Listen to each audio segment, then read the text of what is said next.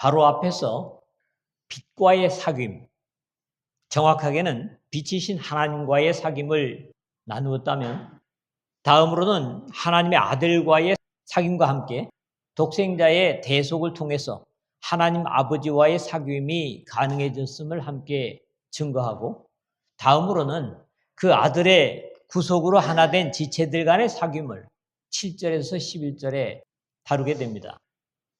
믿음과 빛의 백성이 이미 빠져나와 있지만은 육신으로는 여전히 머무를 수밖에 없는 세상과의 관계도 12절에서 17절에 다루는 데까지 확장되어 갑니다. 우리가 보이지 않는 하나님을 사랑하는 것의 진위를, 참과 진실을 어떻게 알 수 있는가 하는 것은 요한사도의 기록에서는 항상 사실적이어야 한다는 경계를 듣습니다. 관념적이거나 생각에 머무를 수 없고 삶에서 그대로 표현됨을 말하고 있는데, 서두에서부터 이미 하나님의 사죄를 누리는 자녀된 입장에서 더욱 분명하고, 세상의 기준인 종교적인 삶이 아니라 하나님을 경외하는 삶을 당부하고 있습니다. 사람이 하나님을 알고 섬기는 것과 그렇지 않은 것의 차이는 단순히 생각에서 그치지 않는 것을 봅니다. 하나님을 바르게 알기만 하면 어떤 상황에서나 매 순간 그분을 의식하게 되고, 현실의 상황에 그치지 않고 영원한 세계까지 미래를 바라보며 행동하게 되기 때문에 좋은 현실의 조건에서 교만하거나 허세를 부리지 않고, 또 불리하거나 어려운 상황에서 절망하지 않는 모습을 가지게 되는 것도 믿음의 사람들의 특징입니다. 이런 입장에서 변화되어가는 현실에서 흔들리지 않고 육신을 넘어선 죽음 이후의 미래까지 내다보는 깊은 안목을 가지게 되는 것 자체가 하나님의 자녀로 사는 그리스도인의 모습의 특징인 겁니다. 첫 번째는 먼저 1절, 2절을 보겠습니다. 온 세상의 죄를 위한 화목제물로 예수님을 다시 확인합니다. 한 세기를 채워가는 만년의 요한사도는 그의 연륜만큼이나 모든 믿음의 사람들에게 깊이 있는 표현을 통해서 교훈을 주려는 것을 듣습니다. 나의 자녀들아, 하나님의 자녀로 살려고 하는 믿음의 사람들을 마치 자신이 돌봐야 할 자녀들처럼 다정하고 가깝게 불러 훈계하는 것으로 들립니다. 마치 바울의 형제들아 하는 동료요 격려의 대상으로 부르는 모습과도 같이 생각할 수 있을 것 같습니다. 핍박이 심한 한 세기를 오로지 믿음으로 살아온 그의 다져진 영적인 인품이 마치 옆에서 본 것처럼 느껴집니다. 나의 자녀들아, 내가 이것을 너희에게 쓰면 너희로 죄를 범하지 않게 하려 함이라. 첫 부분에 그랬는데, 사도 요한은 고달픈 인생의 말미에도 눈도 밟지 못하고 침침한 가운데서도 이런 편지를 믿음의 사람들에게 쓰는 이유를 분명히 하고 있습니다. 앞에서 빛과의 사귐을 위해서는 어둠에 행하지 않는 것이라 했다면, 그 어둠은 다르지 않게 죄를 범하는 것임을 의미하는 것이고, 육신적으로는 귀찮고 편하고 싶지만 이런 편지를 쓰는 이유가 지속적인 의의 사람들로 빛 속에서 머무를 수 있기 위해서라는 사랑 어린 당부를 그대로 표현하고 있습니다. 그리스도인들이 죄를 범하지 않아야 하는 이유는 무엇보다도 범죄는 생명이신 하나님과의 관계를 단절시키고, 그러면서도 당시에 건전하지 못한 영지주의자들처럼 하나님과의 사귐을 갖고 있지 못하면서도 올바른 상태에 있다고 잘못 생각하게 할 수 있기 때문에 하나님과의 사실적인 관계에서 가장 치명적일 수 있는 죄를 범치 말아야 함을 경계하는 겁니다. 이런 이유로 어떤 때 어느 곳에서나 믿음의 사람들에게 가장 치명적인 것은 바로 죄라고 할 수 있기 때문에 너희로 죄를 범하지 않게 하려 함이라 하는 사랑을 담은 염려를 당부하고 있습니다. 만일 누가 죄를 범하여도 아버지 앞에서 우리에게 대언자가 있으니 중간에 그랬는데 앞에서 이미 하나님의 은혜 아래서 사죄의 은총을 만일 우리가 우리 죄를 자백하면 그는 미쁘시고 의로우사 우리 죄를 사하시며 우리를 모든 불의에서 깨끗하게 하실 것이요. 1장 9절에 라고 확인한 바 있습니다. 이것은 죄를 가지고 있는 상태를 의미하는 것이기보다는 죄가 될 수 있는 행위들로 진리에 대한 옳지 못한 반응으로서 행동들을 의미하는 동사의 시제들을 볼 수 있습니다. 사실 사죄를 필요로 하는 것 자체가 범죄할 수 있다고 하는 것을 전제로 하기 때문에 사죄를 받은 기도인도 범죄할 수 있다고 말하는 겁니다. 그러나 문제는 그 죄의 처리가 분명히 사남편에 의한 것이 아님도 가르치는 것이죠. 아버지 앞에서 우리에게 대언자가 있으니 했는데 하나님 우편에서 우리를 중보하시는 예수 그리스도를 말하는 데는 의심의 여지가 없습니다. 그러나 주로 성령을 일컫는 표현으로 보혜사, 대언자라고 하는 파라클레토스, 요한복음에 자주 나타나는 표현을 예수 그리스도께 사용하고 있다는 겁니다. 물론 예수 그리스도께서 아버지 하나님과 다르지 않으심 같이 요한복음 10장 30절에서 아버지와 나는 하나라고 주님께서도 말씀을 하셨습니다.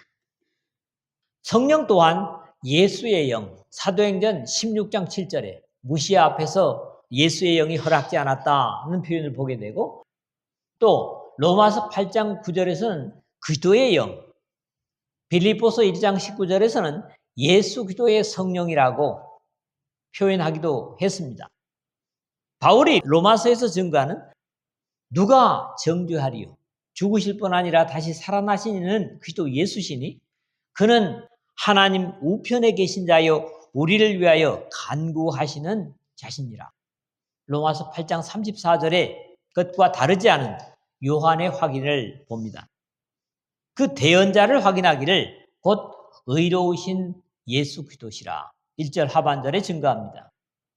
앞에 바울의 증언처럼 죽으실 뿐 아니라 다시 살아나신 이는 그리스도 예수시니 즉 십자가에서 죄를 대속하신 거룩한 죽으심을 감당하시고 부활하셔서 하나님 우편에서 중보하시는 의로우신 예수 그리스도라는 증거는 당시 영지주의자들의 예수 그리스도의 육체로 오심을 부인하는 것에 대해 주님은 하나님과 같은 분이실 뿐만 아니라 육체로 오셔서 죽으시고 부활하신 사람 되심을 강조하고 있는 증거입니다.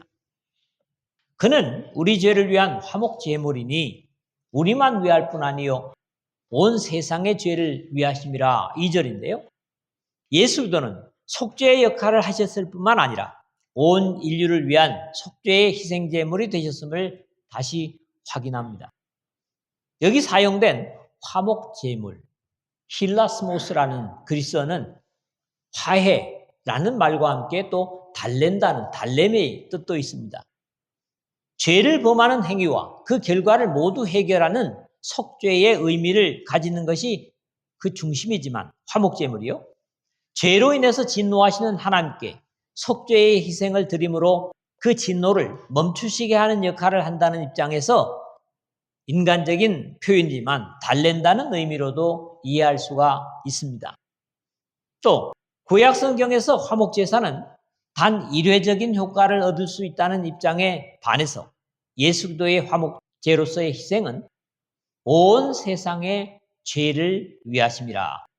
즉 한 세대에 국한된 사람들이 아니라 온 세상의 죄를 공간과 시간의 관계없이 하나님의 긍휼을 구하는 모든 사람에게 유효하다는 데서 하나님이 세상을 이처럼 사랑하사 독생자를 주셨으니 이는 그를 믿는 자마다 멸망하지 않고 영생을 얻게 하려 하심이라는 요한복음 3장 16절의 약속의 확인일 뿐만 아니라 사마리아 수가성의 사람들이 주님으로부터 직접 복음을 듣고 그가 참으로 세상의 구주신 줄 알미라.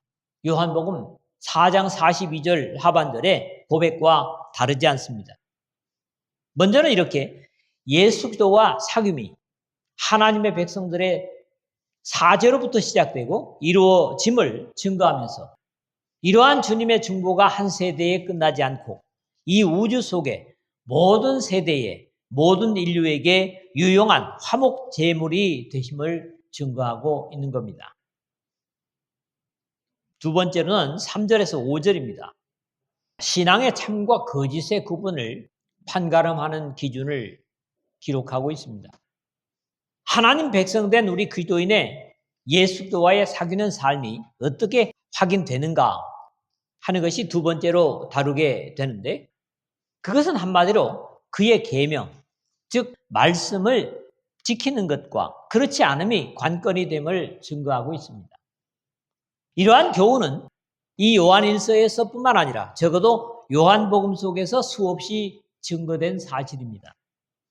1세기뿐만 아니라 이 역사 속에 수많은 사람들이 예수도와 함께 하는 삶을 사노라고 말은 하지만 그것의 사실과 거짓을 가장 뚜렷하게 또 분명히 판가름할 수 있는 삶이 그 주님의 계명인 말씀을 지키며 사는가, 그렇지 않은가가 시금석이라고 말하고 있습니다. 우리가 그의 계명을 지키면 이로써 우리가 그를 아는 줄로 알 것이요. 3절인데 여기서는 계명을 지키는 것과 하나님을 아는 것을 같은 내용으로 취급하는 그런 독특함을 읽습니다. 그럼에도 아는 줄로 알 것이요 라는 알다, 이해하다 하는 기노스코라는 표현은 사실 요한이 사용하는 표현이 아닙니다. 요한복음에서나 요한일서에서 사용되는 표현이 아니라는 거죠. 가장 쉽게는 보고 안다 또는 지식적으로 안다, 뭐 어려운 얘기지만 직관적으로 안다, 주로 철학적 용어에서 많이 사용되는 낱말입니다. 기노스코가 말이죠. 그러므로 이것은 당시 유행하던 영지주의자들의 가르침으로 신비한 지식을 깨달음으로 구원을 얻으면 죄와는 전혀 관련이 없다는, 도덕이나 윤리를 쓸데없다고 가르치는 잘못된 이해를 바로잡고자 하는 의도로 보입니다. 사실 그리스도인의 구원은 절대로 지식에 의해 이루어지는 것이 아니고 그리스도 안에서 이루어진 예수 그리스도의 구속 사역을 믿고 그리스도 안에 살 때 이루어지기 때문입니다. 사실 그냥 알고 지내는 정도의 사람을 사귄다고 할 수 없습니다. 남녀 간에 특히 그렇죠. 그냥 이름 정도 알고 어디 사는 정도 알고 사귄다고 할 수 있어요?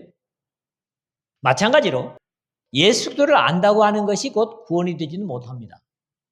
그분과 사귐이 우리의 죄의 문제를 해결하고 우리의 삶을 하나님께로 이끌 수 있기 때문입니다.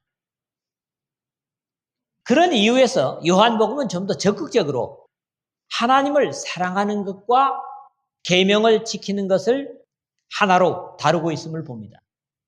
너희가 나를 사랑하면 나의 계명을 지키리라. 이 요한복음 14장에 가장 많이 나오는데 15절에 그렇고요. 나의 계명을 지키는 자라야 나를 사랑하는 자니 나를 사랑하는 자는 내 아버지께 사랑을 받을 것이요 나도 그를 사랑하여 그에게 나를 나타내리라. 다시 21절입니다. 또 23절에 예수께서 대답하여 이르시되 사람이 나를 사랑하면 내 말을 지키리니 내 아버지께서 그를 사랑하실 것이요 우리가 그에게 가서 거처를 그와 함께 하리라. 그 다음에 15장 10절에도 같은 내용이 나옵니다. 내가 아버지의 계명을 지켜 그의 사랑 안에 거하는 것 같이 너희도 내 계명을 지키면 내 사랑 안에 거하리라. 이런 이유에서 우리가 그의 계명을 지키면 이로써 우리가 그를 아는 줄로 알 것이요 라는 3절의 말씀은 하나님의 말씀들을 그대로 순종하는 사람이 예수 그리스도와의 사귐을 가지는 사람임을 확인하게 되는 겁니다. 이제는 이러한 표현을 좀 더 적극적으로 이해하기 위해서 반대적인 의미로 해설을 하는 내용이 다음 구절이죠. 그를 아노라 하고 그의 계명을 지키지 아니하는 자는 거짓말하는 자요 진리가 그 속에 있지 아니하되, 상당히 뜨끔한 그런 말입니다. 앞에서는 그의 계명을 지키면 했다면 여기서는 그의 계명을 지키지 아니하는 자로 표현하고 있습니다.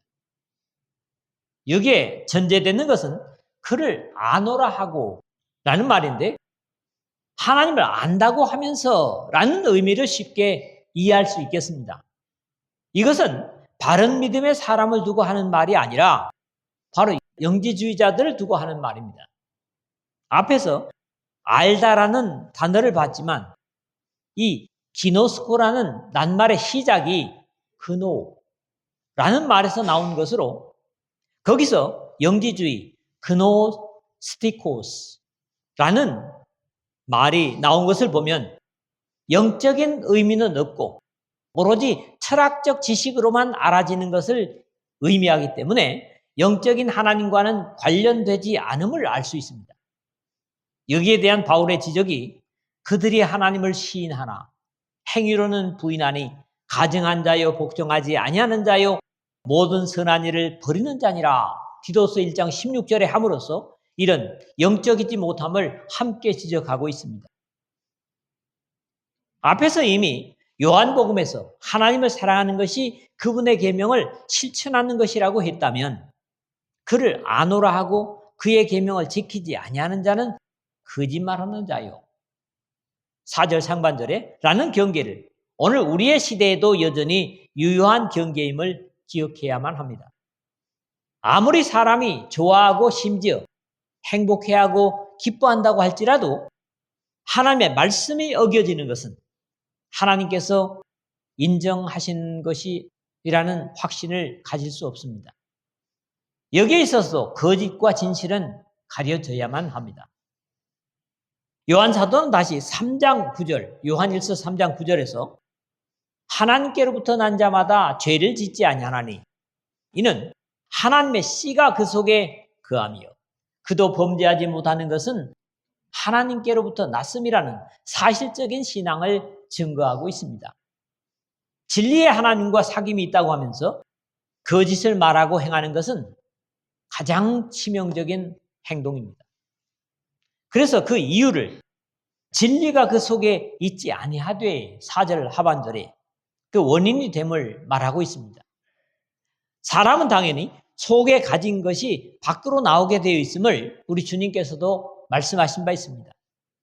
마태복음 12장 34절 하반절에 이는 마음에 가득한 것을 입으로 말함이라. 누가복음 6장 45절에도 같은 표현이 나오는데 자신의 속에 가진 실체를 숨길 수 없는 것이죠.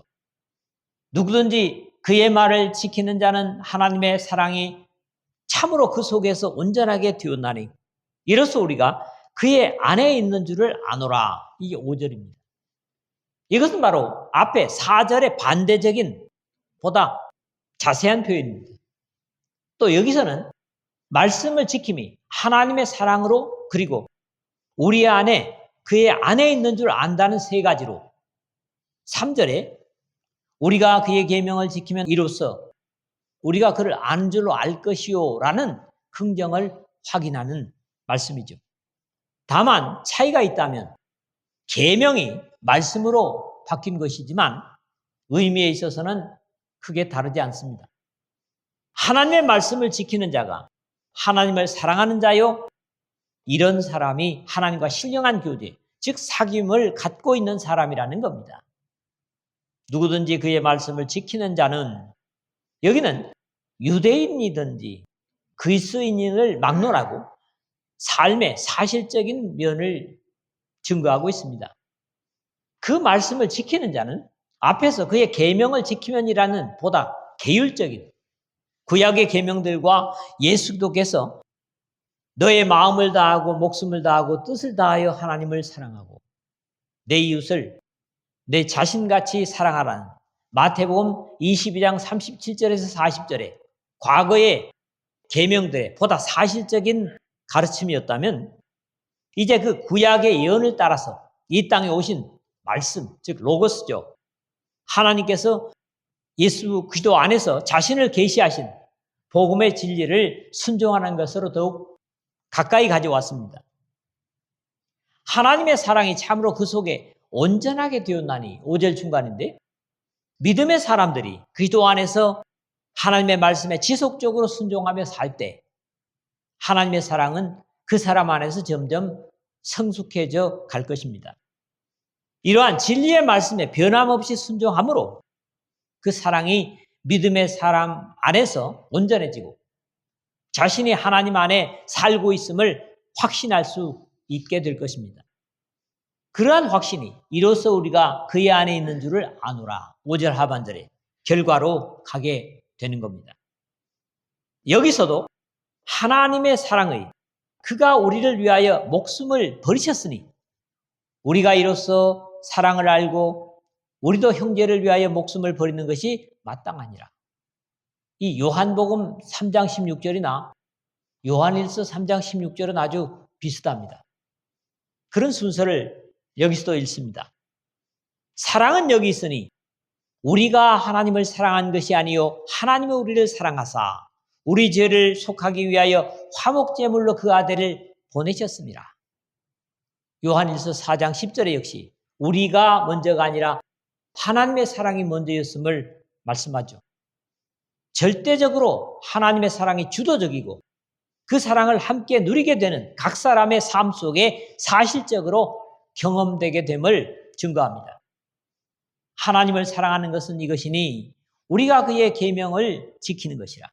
그의 계명들은 무거운 것이 아니로다. 이 요한일서 5장 3절입니다. 하나님의 사랑을 온전히 누리는 사람이라야 하나님의 말씀을 지키는 것이 의무감이나 부담이 아니라 기쁨이 된다는 것은 당연하지 않습니까? 우리가 그 안에 있는 줄을 아노라. 5절 하반절인데 자기 인식이 믿음의 사람들에게 있어서는 대단히 중요한 과제인 것은 이러한 확신이 없다면 계명이나 말씀을 지키는 것이 부담스럽고 힘겨울 것이지만 다음 절에 나타나는 것처럼 우리가 그의 안에 산다고 하는 것이 감격이고 모든 삶의 능력을 하나님과 그의 아들 예수 그리스도로부터 받기 때문에 당연히 만족과 기쁨의 삶이 될 것입니다. 지금도 신앙이 기쁨이 아니라 부담이 된다면 말씀을 순종하는 것이 어려움이라면 이런 자신의 삶의 사실적인 모습을 한번 확인해 볼 필요가 있겠습니다. 세 번째로는 6절 말씀입니다. 자, 이게 이제 주님 안에 사는 사람의 실제적인 모습입니다. 여기서 결론적이면서 강조되는 표현이 그의 안에 산다, 머무르다, 거한다 라는 메노라는 표현으로 요한 사도에 즐겨 쓰는 낱말입니다. 요한의 서신에서 볼 수 있는 것들은 계속해서 주님 안에 사는 것만이 인생의 성패를 좌우함을 가르치고 있습니다. 먼저는 어떻게 그 안에 살 수 있는가를 누구든지 예수를 하나님의 아들이라 시인하며 하나님이 그 안에 거하시고 그도 하나님 안에 거하느니라. 예수께서 그리스도이심을 시인하고 받아들이면 하나님이 그 안에 거하시게 된다. 4장 15절이고요. 그의 안에서 범죄하지 않을 수 있는 비결도 역시 3장 6절, 지금 요한 1서입니다. 그 안에 거하는 자마다 범죄하지 아니하나니 3장 6절입니다. 그 안에 사는 것만이 이 역사의 마지막에도 소망을 가질 수 있다고 격려합니다. 자녀들아 이제 그의 안에 거하라. 이는 주께서 나타나신 바 되면 그가 강림하실 때에 우리로 담대함을 얻어 그 안에서 부끄럽지 않게 하려 함이라. 역시 요한 1서 2장 28절에 그러면서도 지속적으로 그 안에 머무를 수 있는 방법도 이건 요한복음이죠. 6장 56절에 우리가 예배 때마다 하는 거죠. 내 살을 먹고 내 피를 마시는 자는 내 안에 거하고 나도 그의 안에 거하나니. 그러면 여기 살다라는 매노가 과거형이 아니라 매네인. 그래서 현재 능동이라 이런 표현을 쓰는 게 여러분에게 죄송합니다만 쓰이고 있어서 언제나 현재적이면서 계속 지속되어지는 그런 삶을 가르치고 있습니다. 4절에서는 그를 아노라 했고 5절에 그 안에 있는 이었다면 여기서는 좀 더 진보해서 그의 안에 산다라는 상태까지 이르게 되었습니다. 이러한 최종적인 단계는 사귐이 지속적으로 이루어지므로 변함없는 구원의 감격을 가지고 건전치 못한 이단의 속임수에 넘어가지 말 것을 권면하고 있습니다.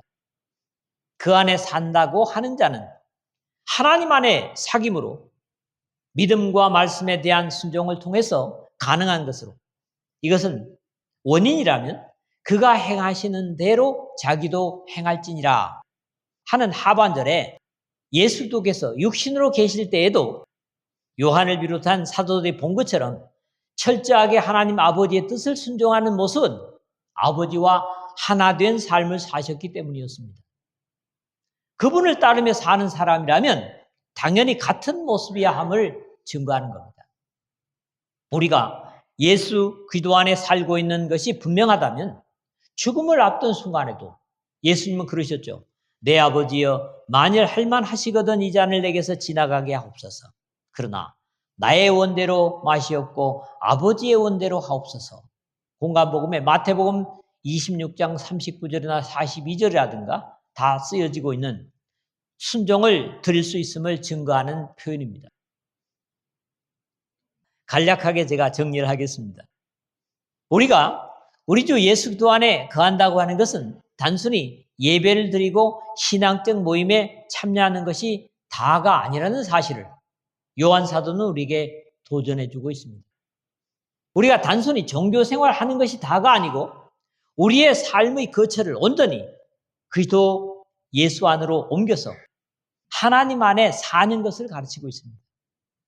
그래야 비로소 하나님의 백성됨을 나타낼 것이고 하나님의 말씀을 행하는 것이 어려움이 아니라 기쁨일 것이라고 말씀하고 있죠. 그래야만이 또 우리의 신앙적 삶이 힘겨움이 아니라 자연스러우며 주님께서 이 땅에 사셨던 모습으로 살 수 있을 것이라고 격려합니다. 결국 믿음과 세상의 삶은 하나가 아니라 다르다고 하는 것은 이원론주의를 주장하는 영지주의나 잘못된 어둠의 영들의 부추김입니다. 우리는 하나님의 말씀을 삶 속에 순종하려고 하는 최선의 노력과 주님께 의지하는 삶을 삶으로 성령께서 여러분의 삶에 함께 하심으로 여러분들이 주님과 같이 하나님의 말씀을 지키는 것을 기뻐하고 감당할 수 있기를 주님의